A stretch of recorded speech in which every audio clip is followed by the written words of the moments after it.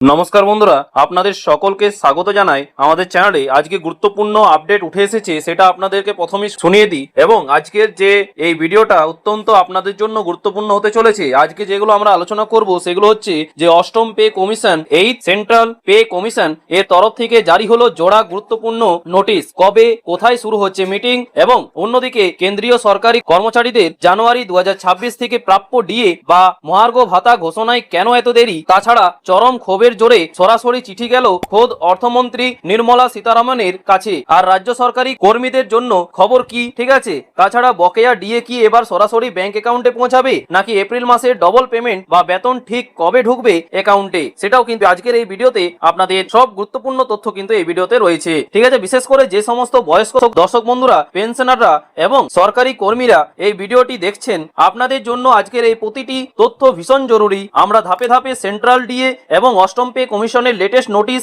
এবং সবশেষে রাজ্যের বেতন ও বকেয়া ডিএ নিয়ে নিখুঁত আলোচনা করব। আর তাছাড়া আপনাদের অনেকের মনে প্রশ্ন যে আমাদের বকেয়া ডিএ কবে মেটানো হবে, এটা নিয়ে অনেক কিন্তু কমেন্ট আমি পেয়েছি। সেটা আগে আপনাদের উদ্দেশ্যে ক্লিয়ার করে রাখি যে আপনাদের 20 এপ্রিলের মধ্যেই কিন্তু আপনাদের অ্যাকাউন্টে টাকা ঢোকা কিন্তু শুরু হয়ে যাবে। কেননা কারণ হচ্ছে সামনে ভোট আসছে, ঠিক আছে? 2 দফায় যেহেতু ভোট হবে, এই কারণেই আপনাদের 20 তারিখের আগেই কিন্তু আপনাদের অ্যাকাউন্টে কিন্তু টাকা চলে আসবে। এবার চলুন তথ্যগুলো জেনে নেওয়া যাক। তাই কোনো তথ্য যাতে মিস না হয়, তাই ভিডিওটি স্কিপ না করে শুরু থেকে শেষ পর্যন্ত দেখার অনুরোধ রইল। এবং চ্যানেলে নতুন হলে অবশ্যই কিন্তু চ্যানেলটিকে সাবস্ক্রাইব করে পাশের বেল আইকনটি প্রেস করে রাখবেন, যাতে ডিএ এবং পেনশন সংক্রান্ত কোনো আপডেট মিস যাতে না হয়। এবং আপনাদের মনে যদি কিছু প্রশ্ন থাকে তো অবশ্যই কিন্তু কমেন্ট বক্সে জানাতে ভুলবেন না। আমি যথাযথ আপনাদের কমেন্ট পড়ে অবশ্যই কিন্তু রিপ্লাই দেওয়ার চেষ্টা করব। চলুন আজকের আপডেটে ফিরে যাওয়া যাক। চলুন শুরু করা যাক।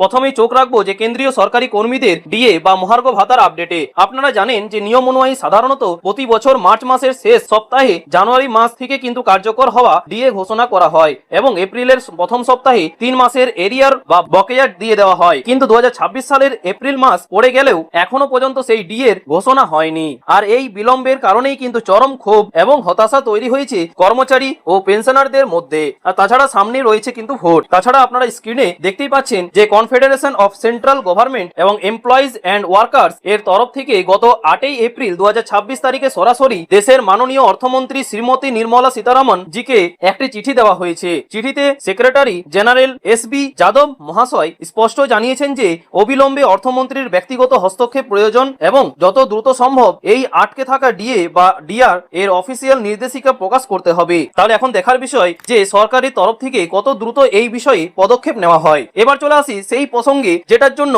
আপনারা অপেক্ষায় আছেন, এবং সব থেকে বড় খবর সেটা হচ্ছে অষ্টম পে কমিশন বা অষ্টম সেন্ট্রাল পে কমিশন এর তরফ থেকে গত 11 এপ্রিল মানে 2026 তারিখে পরপর দুটি অফিসিয়াল নোটিশ জারি করা হয়েছে। যারা ইউনিয়নের সাথে যুক্ত আছেন বা যারা এই কমিশনের সাথে নিজেদের মতামত আদান প্রদান করতে চান, তাদের জন্য এই নোটিশ দুটি অত্যন্ত গুরুত্বপূর্ণ। আসুন পয়েন্ট টু পয়েন্ট বুঝে নিই। প্রথম নোটিশটি আপনারা দেখতে পাচ্ছেন স্ক্রিনে, সেটা হচ্ছে অষ্টম পে কমিশন আগামী 28 এবং 29 এবং 30 এপ্রিল 2026 মানে মঙ্গলবার থেকে বৃহস্পতিবার পর্যন্ত দিল্লিতে একটি মত বিনিময় বা ইন্টার অ্যাকশন সেশনের আয়োজন করেছে। যে সমস্ত আগ্রহী ইউনিয়ন বা অ্যাসোসিয়েশন কমিশনের সাথে দিল্লিতে দেখা করতে চান, তাদের প্রথমে কমিশনের অফিসিয়াল ওয়েবসাইটে মানে hcpc.gov.in এ গিয়ে নিজেদের মেমোরেন্ডাম জমা করতে হবে, এবং মেমোরেন্ডাম জমা দেওয়ার পর একটি ইউনিট মেমো আইডি তৈরি হবে। এরপর সেই আইডি সমেত আগামী 20 এপ্রিল মানে 20 তারিখে, ঠিক আছে, 2026 তারিখের মধ্যে অভয়.sahai@nic.in এ ইমেল আইডিতে অ্যাপয়েন্টমেন্টের জন্য রিকোয়েস্ট পাঠাতে হবে। মিটিং এর স্থান ও সময় পরে জানিয়ে দেওয়া হবে। এই নোটিশে, প্রথম নোটিশে কিন্তু এটাই আলোচনা করা হয়েছে। এবার আসা যাক যে দ্বিতীয় নোটিশে। আপনারা দেখতে পাচ্ছেন স্ক্রিনে একইভাবে কমিশন আগামী 4 এবং 5 মে 2026 মানে সোম এবং মঙ্গলবার মহারাষ্ট্রের পুনে সফর করবে। সেখানেও কিন্তু সেন্ট্রাল গভর্নমেন্ট অর্গানাইজেশন প্রতিষ্ঠান বা ইউনিয়নগুলি চাইলে কমিশনের সাথে দেখা করতে পারেন। পদ্ধতি একদম একই। ওয়েবসাইটে মেমোরেন্ডাম জমা করে 20 এপ্রিলের মধ্যে কিন্তু ইমেল করতে হবে। তবে এক্ষেত্রে ইমেল আইডি হলো jha.anandkumar@nic.in, ঠিক আছে? আর হ্যাঁ, বয়স্ক পেনশনার এবং অন্যান্য রাজ্যের কর্মীদের চিন্তার কোনো কারণ নেই। নোটিশে পরিষ্কার বলা হয়েছে যে আগামী দিনে মুম্বাই সহ দেশের অন্যান্য রাজ্যেও কিন্তু এই ধরনের আলাদা মিটিং এর আয়োজন করা হবে। এবার চলে আসি যে বকেয়া ডিএ কি সরাসরি ব্যাংকে আসবে, সেই খবরটা কি উঠে আসছে। দেখুন, কেন্দ্রের পাশাপাশি রাজ্য সরকারি কর্মীদের বকেয়া ডিএ নিয়েও কিন্তু জল্পনা তুঙ্গে। স্ক্রিনে আপনারা দেখতেই পাচ্ছেন যে 12 এপ্রিল 2026 তারিখের খবর বাংলা সংবাদ এর একটি ব্রেকিং নিউজ। সেখানে বলা হচ্ছে যে এবার সম্ভবত ব্যাংকে ব্যাংকে পৌঁছাবে বকেয়া ডিএ, অর্থাৎ দীর্ঘদিন ধরে আটকে থাকা বকেয়া ডিএ নিয়ে হয়তো খুব শীঘ্রই কোনো বড় সিদ্ধান্ত আসতে চলেছে এবং সেই টাকা সরাসরি কর্মীদের অ্যাকাউন্টে ক্রেডিট হওয়ার একটি সম্ভাবনা কিন্তু তৈরি হয়েছে।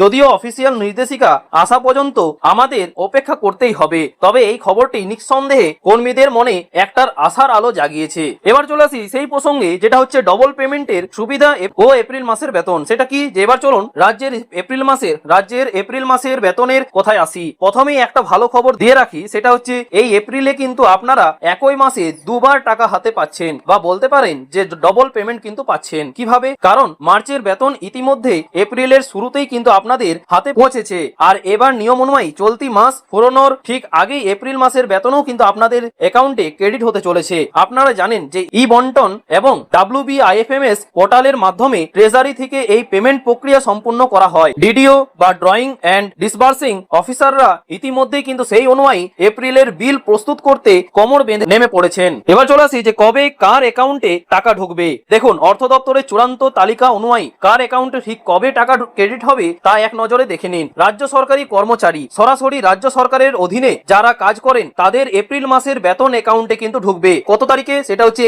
29শে এপ্রিল 2026 বুধবারে কিন্তু আপনাদের যারা রাজ্য সরকারি কর্মচারী আছেন তাদের কিন্তু টাকা ঢুকতে শুরু করবে। এবার চলে আসি সেই সব প্রসঙ্গে, যেটা হচ্ছে আপনারা যারা এখন শিক্ষক, পঞ্চায়েত ও পুরসভা তাদের অ্যাকাউন্টে কবে টাকা ঢুকবে। তো বলে রাখি, পঞ্চায়েত, মিউনিসিপ্যালিটি, কর্পোরেশন, লাইব্রেরি কর্মী এবং সরকারি পোষিত ও সাহায্যপ্রাপ্ত স্কুলের শিক্ষক ও শিক্ষাকর্মীদের স্যালারি ক্রেডিট হবে 30শে এপ্রিল 2026 বৃহস্পতিবার। এবার চলে আসি পেনশনভোগী অন্যান্যরা কবে পাবেন। তো বলে রাখি, ট্রেজারি থেকে যারা পেনশন পান এবং ওয়েজ রেমুনারেশন সাম্মানিক বা স্টাইপেন্ড প্রাপকদের অ্যাকাউন্টে টাকা ঢুকবে 2 মে 2026 শনিবার। সবশেষে জানিয়ে রাখি যে ট্রেজারি ও পে অ্যান্ড অ্যাকাউন্ট অফিসগুলিকে নির্দিষ্ট সময়ের মধ্যে স্যালারি বিল সাবমিট করার নির্দেশ দেওয়া হয়েছে। কোনো বিশেষ আপৎকালীন পরিস্থিতি না তৈরি হলে এই শিডিউলেই কিন্তু কোনো রদবদল হবে না। ঠিক আছে, সরাসরি রিজার্ভ ব্যাংকের মানে RBI কুবের সিস্টেমের মাধ্যমে আপনাদের অ্যাকাউন্টে ফান্ড ট্রান্সফার করা হবে। সো নমস্কার বন্ধুরা, রাজ্য সরকারি কর্মী, শিক্ষক এবং পেনশনারদের 2026 সালের এপ্রিল মাসের বেতন